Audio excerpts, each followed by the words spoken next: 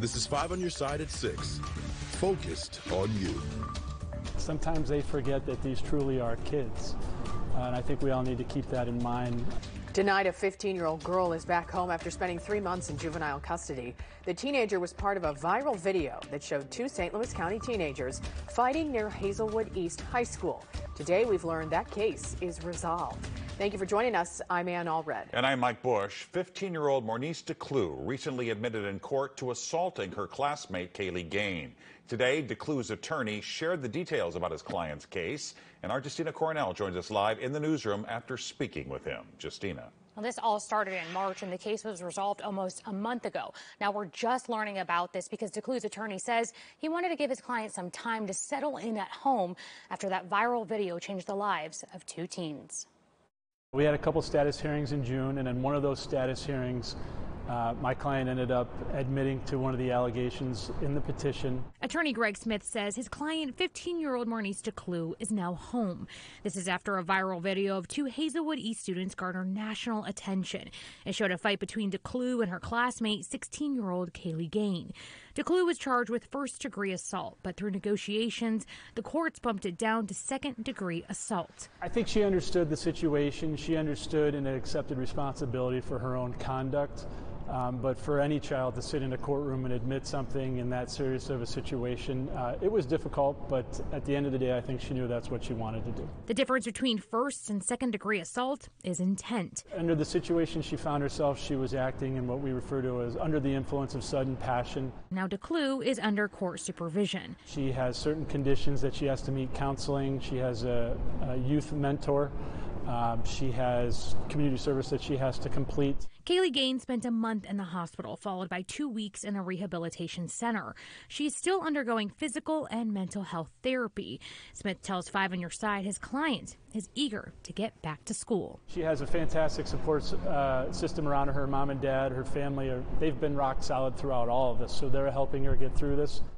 He believes DeClue could be under supervision for another 6 months to a year. Now, I reached out multiple times to Gain's attorney for an interview or comment. As of right now, we still haven't heard back. Tonight, 2 young men are in police custody after a carjacking and a police chase in St. Louis. Police say the carjacking happened on Natural Bridge and Newstead a little before 8:30 this morning. Police later spotted that car. The chase ended at I-70 near Adelaide. The 18-year-old driver and 16-year-old passenger were arrested. Tonight, the St. Clair County community is mourning the deaths of 2 best friends. The young men were killed in a car crash while on their way to a Cardinals game. 5 on Your Side's Megan Kernan sat down with their parents. Megan. Mike, the 2 best friends were just 20 years old. They were instantly linked at the hip since kindergarten, all the way up until their very last moments together. Tonight, their parents shared their heartbreaking story of losing their boys at such a young age. They're 20 years old, and they never got off the boat without saying, "I love you." They just had a bond that couldn't be broken. A special bond is what 20-year-olds Tegan Kelly and Ashton Jackson shared since the age of 4. That was one thing they always did. They said they loved me. Their parents, Sabrina and Brian Jackson, and David and Mindy Kelly, now living their worst nightmare. One of the worst things a parent can go through. As a parent, you don't expect this. You can't prepare for something like this. Tegan and Ashton were on Highway 15 in Cahokia Heights Saturday night on their way to a Cardinals game. That's when police say Tegan crashed into another vehicle, veered off the road, and hit a light pole. Taken too soon. Tegan later died at a nearby hospital. To get the call that your child has been taken to the hospital and the uncertainty of not knowing what has happened. Ashton was life-flighted to a St. Louis hospital, put on life support, and died Sunday night. Even though that the boys aren't here anymore, that they are our family. Ashton was able to help save 2 lives through the gift of organ donation, something he's always wanted to do. One of his kidneys went to a lady out in St. Louis, and another kidney went to a 16-year-old boy in Indiana. Bonded from the beginning to the end. We're keeping the boys together. Their funerals are together. They passed away together, and we're letting them go out together. Now, the families say they received an outpouring of support from friends, community members, and colleagues. Marco's Express in Swansea is closing down their restaurant where Tegan and Ashton used to work for their celebration of life on Saturday night. And today, a final farewell to an Afton fire chief who died while on duty. Captain James Kova was 54 years old. He died of cardiac arrest at the Afton firehouse. Today, Captain Kova was escorted down Gravois by dozens of first responders to his final resting place in Afton. Friends on the force say you can't replace a friend like Kova, and that they're hoping they honor him like they honor all fallen firefighters. We honor Captain Kova every time we get back on the trucks and run another call. That's how we honor all our fallen firefighters. We continue to do the job and continue to support our community. Kova served on the force for 23 years. He's remembered for his calm demeanor and love for his wife and daughter. Tonight, a live look from Milwaukee, where the Republican National Convention wraps up tonight. Former President Donald Trump is scheduled to deliver the keynote address and formally accept the GOP nod to run for president a third time. Our political editor, Mark Maxwell, is there with more on what we can expect tonight. And Mark, we know this is Mr. Trump's first public address since surviving an assassination attempt. What are you seeing in the room tonight?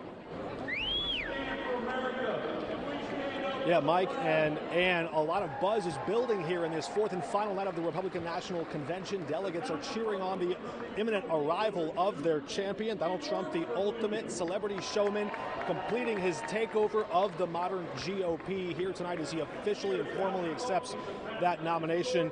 Coming on stage soon to hype up this crowd, Kid Rock, the UFC's head, Dana White, WWE wrestling star Hulk Hogan, the theme and imagery obvious.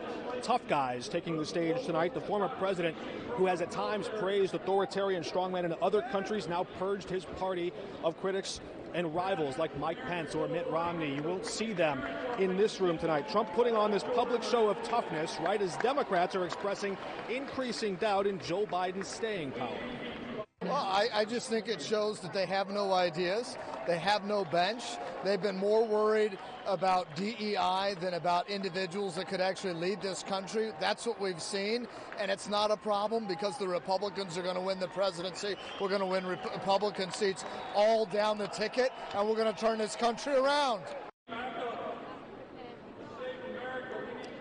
We also expect to hear from Donald Trump and his family arriving here in this arena in just a few moments.